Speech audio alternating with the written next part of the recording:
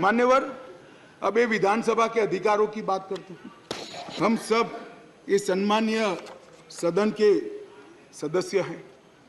सदन जब राष्ट्रपति महोदया आहूत करती है, बाद में इसका सत्रावसान होता है। ये संविधान की एक बनाई हुई सदन को चलाने की कार्यरीति है।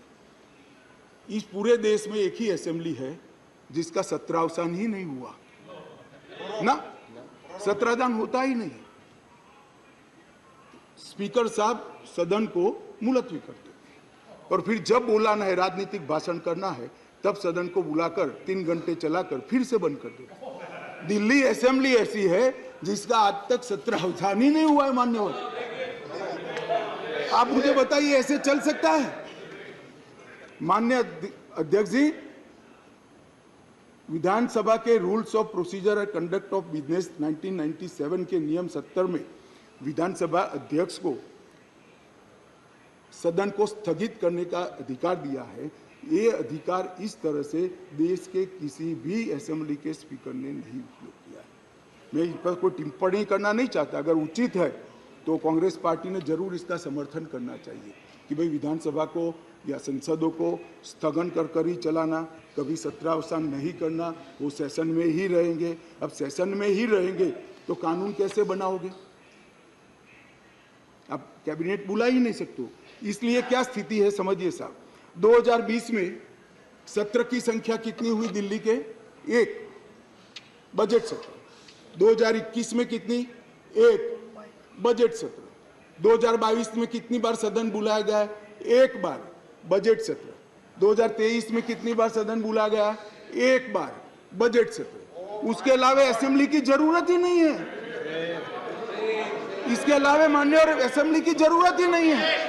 ये किस तरह से असेंबली चला रहे हैं मान्यवर?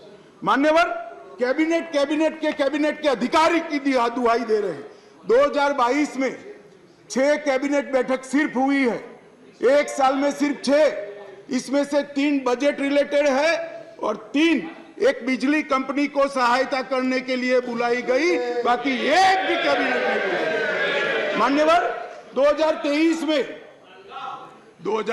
में सिर्फ 2 ही कैबिनेट बुलाई गई और दोनों बजट के कामकाज के लिए बुलाई।